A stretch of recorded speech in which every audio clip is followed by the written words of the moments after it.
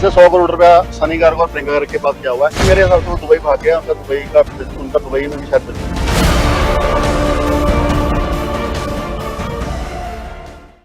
Kotak Mahindra bank में हुए निगम FD scam में परत दर परत नए खुलासे सामने आ रहे हैं।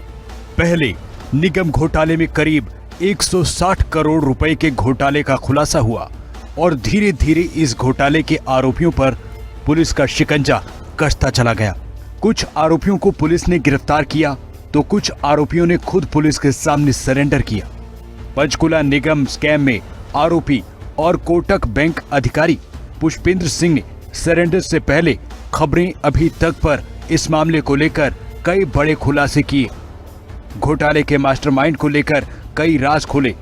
करीब 160 करोड़ रुपए के घोटाले में विकास कौशिक, स्वाति तोमर, रजत धारा समेत सन्नी गर्ग और प्रियंका गर्ग के नामों का खुलासा खुद पुष्पेंद्र सिंह ने खबरें अभी तक पर किया। इस घोटाले को लेकर आरोपी पुष्पेंद्र के खुलासों को आपने खबरें अभी तक की एक्सक्लूसिव रिपोर्ट में देखा है।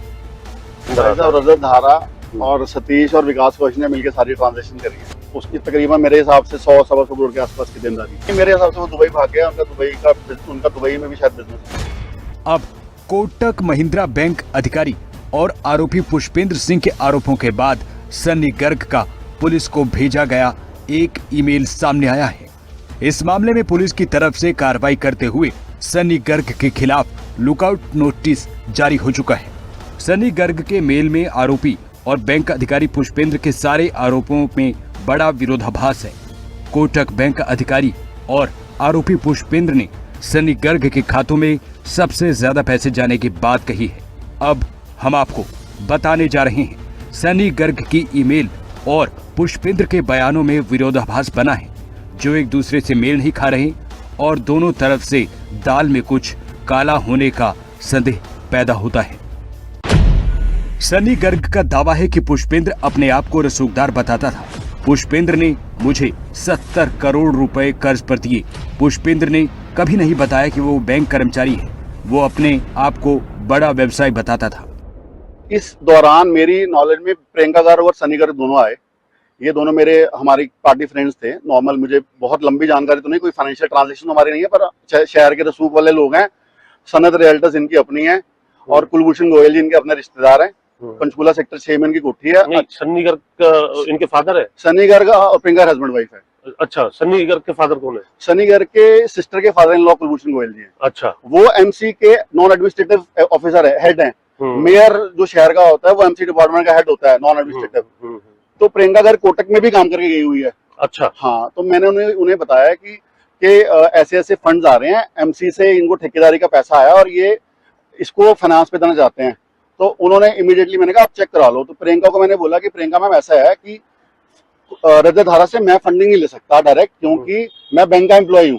तो आप इसका कोई आपको डायरेक्ट एंट्रीज इसकी आनी होंगी। सन्नी गर्ग और पुष्पेंद्र के बयानों में साफ साफ विरोधाभास है। पुष्पेंद्र के बैंक अधिकारी होने की जानकारी न होने का दावा सन्नी गर्ग कर रहा है, जबकि पुष्पेंद्र की ओर से सन्नी गर्ग की पत्नी प्रियंका गर्ग को पुष्पेंद्र की ओर से निगम की फंडिंग की जानकारी देने की बात कही गई है, क्योंकि सन्नी गर्ग की पत्नी कोटक बैंक में काम कर चुकी हैं।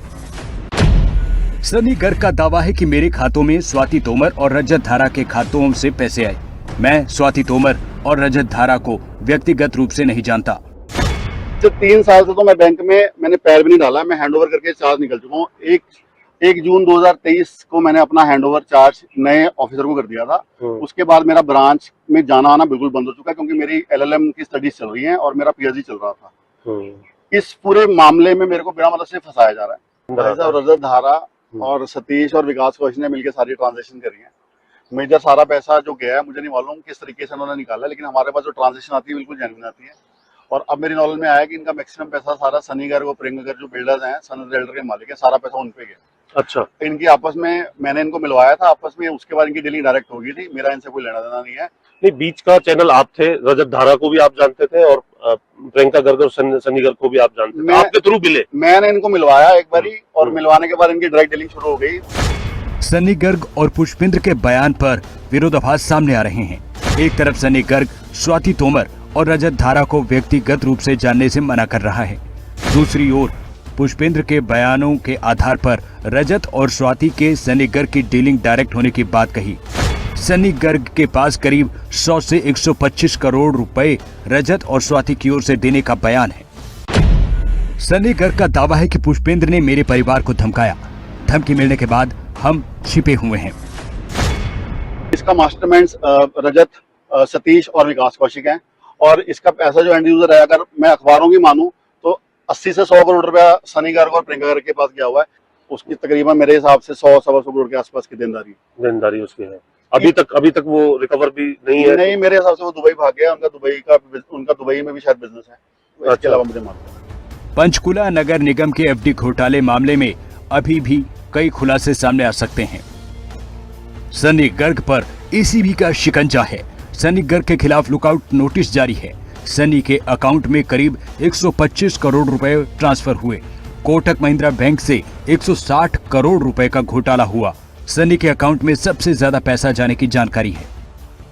अब देखना होगा जिस सनी गर्ग के पास सबसे ज्यादा पैसा निगम स्कैम का गया है, वो कब तक पुलिस से भाग पाता है। इस मामले में सनी गर्ग की धरपकड़ के लिए पुलिस प्रशासन लगा है। लुकआउट नोटिस सनी गर्ग के खिलाफ जारी है।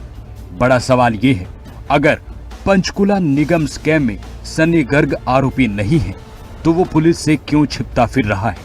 क्यों पुलिस के सामने आकर स्कैम की जानकारी सनी गर्ग